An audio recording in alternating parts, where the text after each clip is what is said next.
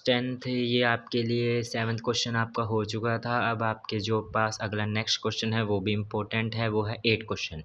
Find the value of y for which the distance between the points p and q is 10 units. आपको इस y की value निकालनी है। Already इसकी distance आपको दे दी है। Find the values of y for which the distance, इसकी distance आ चुकी है 10 यूनिट्स। हिंदी मीडियम वाले बच्चों के लिए क्वेश्चन है, y का वह मान ज्ञात कीजिए जिसके लिए बिंदु p और q के बीच की दूरी, पहले ही आपको दूरी दे दी गई है 10 मात्रक। तो इसको करते हैं, इंपॉर्टेंट है। पीछे हमने 7th क्वेश्चन किया था, वो ज़्यादा इंपॉर्टेंट है, 8 भी है, लेकिन ये अच्छे से प्रिपेयर कर लेना। 7.1 और 7.2 के जो इंपॉर्टेंट कंसेप्ट है अब ज़्यादा और स्टार्ट हो चुके हैं, तो ध्यान से वीडियो को देखना, और वीडियो अच्छी लगे तो लाइक और सब्सक्राइब कर देना, और इसको अच्छे से करना क्वेश्चन को। ये हिंदी मीडियम वाले बच्चों के लिए भी है, तो इसको आगे करते हैं। और चलो हम देखते हैं। उसने ये कहा है कि एक आपके पास डिस्टेंस है, यहाँ पे P पॉइंट है और यहाँ पे Q पॉइंट है। P पॉइंट के कोऑर्डिनेट्स लिख लो, क्या है 2 - 3, और Q के कितने हैं 10y। हमको इस y की वैल्यू निकालनी है, और ऑलरेडी इसकी जो डिस्टेंस है, जो इसकी दूरी है, वो दे दी है 10 यूनिट्स। कितने दे दी है 10 यूनिट्स, मतलब जो इसकी दूरी है हिंदी मीडियम वाले बच्चे, वो 10 मात्रक दे दी गई है आपको। तो आपको इसकी वैल्यू निकालनी है। तो सबसे पहले आप यहाँ पे लिख लो, आप कौन सा फार्मूला लगा, डिस्टेंस फार्मूला। किसकी डिस्टेंस निकाल, पी क्या होगी, तो फार्मूला लगा लो x2 - x1 का स्क्वायर प्लस y2 - y1 का स्क्वायर। पी क्या हो, P ये होता है x1 और ये होता है y1, ये होता है x2 और ये होता है y2। P क्या हो, ऑलरेडी आपको डिस्टेंस दे दी है, ये डिस्टेंस का फॉर्मूला है आपके पास। P क्या हो की डिस्टेंस, P क्या हो की डिस्टेंस कितनी है 10 यूनिट्स, ठीक है जी।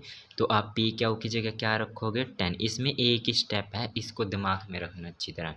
P क्या हो की डिस्टेंस कितनी है 10, ठीक है जी, 10 के बराबर रख लें। अब यहाँ से x2 की वैल्यू कितनी है जी आपके पास, x2 की वैल्यू है 10 और x1 की वैल्यू है 2, y2 की वैल्यू है y और ये माइनस, और y1 की वैल्यू है -3, और इसका क्या हो जाएगा होल स्क्वायर।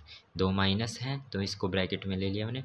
10, ये 10 है, ऑलरेडी दे रखा है आपका। इसकी जो डिस्टेंस है वो आ चुकी है, बस आपको एक y पॉइंट निकालना है इसमें से, मतलब y का एक ये रह गया, ये इसका पूरा पॉइंट्स कोऑर्डिनेट्स का ये वाला निकालना है आपके पास, ठीक है। ऑर्डिनेट बोलते हैं इसको, तो ध्यान रखना।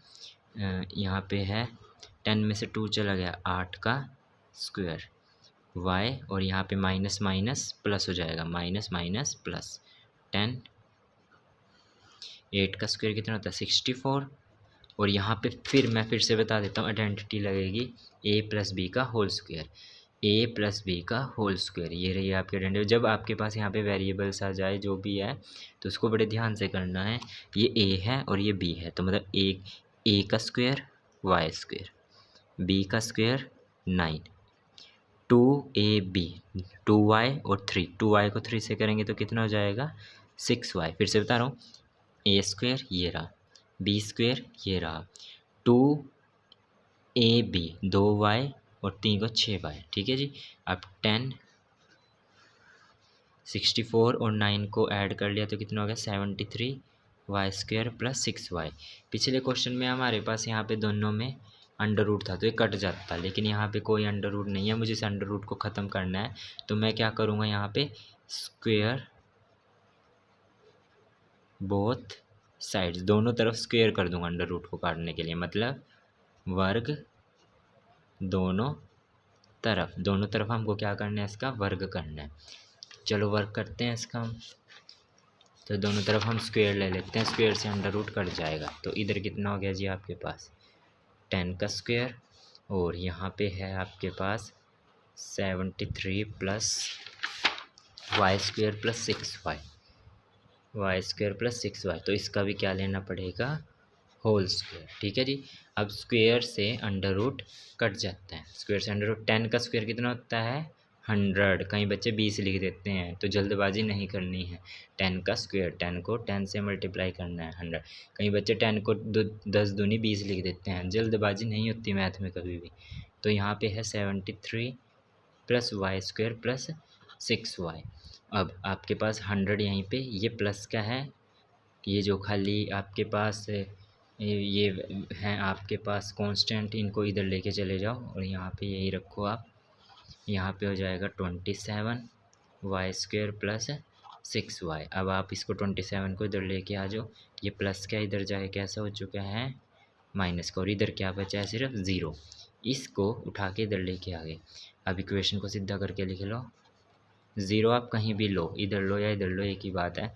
अब आपके पास ये बन चुकी है क्वाड्रेटिक इक्वेशन। क्वाड्रेटिक इक्वेशन मतलब द्विघात समीकरण। द्विघात समीकरण का आपका 4th चैप्टर भी है, सेकंड में भी यूज़ होता है, और 8th क्लास में फैक्टराइजेशन था, वो करना है आपको। तो कैसे करते हैं, मैं क्वाड्रेटिक इक्वेशन की फॉर्म लिख लेता हूँ। क्या होती है, ये होती है, ठीक है जी। क्वाड्रेटिक इक्वेशन की फॉर्म ये होती है आपके पास, या आपके पास 4th चैप्टर भी में भी है, सेकंड में भी है, तो ध्यान रखना। द्विघात समीकरण मैं लिख देता हूँ, कौन सी फॉर्म, क्वाड्रेटिक इक्वेशन मतलब द्विघात समीकरण बोलते हैं इसको, द्विघात समीकरण। तो कंपेयर करो, a कितना है यहाँ से, a है 1, a है 1, b है, इनके आगे के कोफिशिएंट्स ले लो, और c है यहाँ से माइनस के 27। अब हमको इनके फैक्टर बनाने हैं, वो कैसे बनाते हैं कि प्लस या माइनस करके तो b बनना चाहिए, और मल्टीप्लाई करके c बनना चाहिए। मतलब मैं आपको सिखाता हूँ, जैसे मुझे आता है मैं वैसे सिखाता हूँ आपको, सबका अलग अलग है। इसमें 2 लाइनें लगा ली, a की मल्टीप्लाई c से करनी है, और यहाँ पे आपके पास b बनाना है जो भी है। तो a कितना है यहाँ से 1, मतलब इनके फैक्टर बनाने हैं, चाहे निशान मत लो आप, ठीक है जी। 27 के फैक्टर बनाने हैं आपने, 2 पे तो जाएगा नहीं, 3 पे जाएगा, 3 निम्मा 27। और b कितना है यहाँ से 6, प्लस का 6। आपको मल्टीप्लाई करके तो 27 आना चाहिए, और प्लस या माइनस करके 6 आना चाहिए। तो 3 को 9 से मल्टीप्लाई कर रहे हैं तो 27 बन रहा है। अगर 9 में से 3 कर रहे हैं तो 6, मतलब एक आया 9, एक आया 3 और एक आया 9, 3 निम्मा 27 भी बन रहा है मेरे पास, ठीक है जी। और हमको बड़ी रकम का निशान प्लस का रखना पड़ेगा, और ये माइनस का। 9 में से 3 चला गया, 6 भी बन रहा है। 9 3 27, और ये 6 भी बन रहा है। 9 में से 3 चला गया 6, तो मेरे पास क्या बने इसके वेक्टर। ये इक्वेशन लिख लेता हूँ मैं, पहले क्या थी, ये थी इक्वेशन थी ये। अब इसको हमने तोड़ देना है, तो वाई स्क्वेयर 6 के क्या बने यहाँ से, 6 के बने हैं minus 3y plus 9y minus 27 is equal to 0। फिर से देख लो, 3 निम्मा 27 भी है, 9 में से 3 चले गए, प्लस का। ये प्लस और माइनस का खेल है, बट ध्यान रखना अगर यहाँ प्लस है और ये मेरे पास फैक्टर बने तो मुझे प्लस का लेना था, तो बड़ी रकम का निशान प्लस का रखा है, ये माइनस का है, ठीक है, ध्यान रखना। अब इनमें से कॉमन ले लो आप, कॉमन ले लो, इन दोनों में y है तो y मैंने कॉमन ले लिया, तो अंदर क्या बचा y प्लस 3। y 2 है इसमें, एक बाहर आ गया और एक अंदर बचा, इसमें से y बाहर चला गया तो यहाँ 3, ये माइनस का आएगा, ये माइनस है। अब यहाँ से ये 9 है, ये 9 के टेबल पे जाता है, तो 9 यहाँ से कॉमन ले लिया, ये y 9 बाहर आ गया, और 9 के टेबल पे कितने पे जाता है, ये 3 पे। इसको मैं यहाँ बता देता हूँ, 9y माइनस 27 और 9y, और इसको 9 इंटू 3 लिख सकता हूँ। इन दोनों में 9 है, 9 कॉमन ले लिया, अंदर क्या बचा y, ये 9 बाहर आ चुका है, और यहाँ माइनस 3 ये बने। ये दोनों सेम होने चाहिए, अगर ये सेम है तो आपका क्वेश्चन सॉल्यूशन सही चल रहा है। एक फैक्टर बनाइए y प्लस 9, और एक बना मेरे पास y माइनस 3। अब आप इनको 0 के बराबर रख लो, ऐसे पूरी लाइन लगा लेते हैं। एक बारी y प्लस 9 को 0 के बराबर रखो, और एक बारी y माइनस 3 को 0 के बराबर रखो, तो y की वैल्यू एक आ गई माइनस के 9 बॉक्स में, और एक आ गई 3। ये आपका आंसर है। देखो पेपर में मैं आपको साथ साथ में पेपर की प्रेजेंटेशन में बता रहा हूँ कि आपको पेपर में कैसे अटैम्प्ट करना है पेपर। देखो मैंने क्वेश्चन किया, एक एक चीज़ एक्सप्लेन करी, आप इसको प्रैक्टिस कर लोगे ना तो पेपर में ऐसे प्रेजेंट करोगे, आपके नंबर नहीं कटेंगे बिल्कुल भी। आपको प्रेजेंट करना आना चाहिए। पेपर तो सभी बच्चे देते हैं, कुछ आंसर भी निकाल देते हैं, लेकिन किस तरह से आपने पेपर को कर रखा है वो मायने रखता है, कि वो उसी से ही तो नंबर बनते हैं टॉपर बच्चों के, कि पेपर वो अपनी स्पीड भी बनाए रखते हैं और अपना पेपर को अटैम्प्ट करना भी जानते हैं। एक एक चीज़ को बॉक्स में रखते हैं, एक एक चीज़ बताते हैं और मेन मेन पॉइंट्स को अंडरलाइन करते हैं। अब आप सोचोगे इसमें तो सर टाइम जाएगा, टाइम नहीं, मैथ प्रैक्टिस प्रैक्टिस मांगता है, फटाफट करोगे तो सब हो जाएगा। तो आज के लिए ये क्वेश्चन है, इसको अच्छे से कर लेना।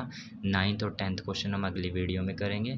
अभी के लिए थैंक यू। और आपको अगर वीडियो अच्छी लगी हो तो चैनल को सब्सक्राइब और लाइक कर देना और कमेंट ज़रूर करना। आपको जो जो सॉल्यूशन चाहिए उसके लिए कमेंट ज़रूर करो। मतलब जो अगर आपको डाउट है इसमें भी आप पूछ सकते हो। अगर आप पूछोगे नहीं तो मुझे कैसे पता चलेगा? आप जितना मुझसे जुड़ोगे उतना मुझे पता चलता जाएगा कि कौन कौन बच्चा सीख रहा है, कौन कौन बच्चा नहीं सीख रहा है। ये आपके ऊपर है, आपकी मर्ज़ी है आपको कितना सीखना है कितना नहीं। तो आपकी मर्ज़ी है, अगर आप कमेंट करते हो तो मुझे पता चल जाएगा बच्चों को क्या क्या डाउट आ रहे हैं, मैं आगे क्या क्या और बेहतर कर सकता हूँ और आपको बेहतर समझा सकता हूँ। ठीक है, थैंक यू सो मच।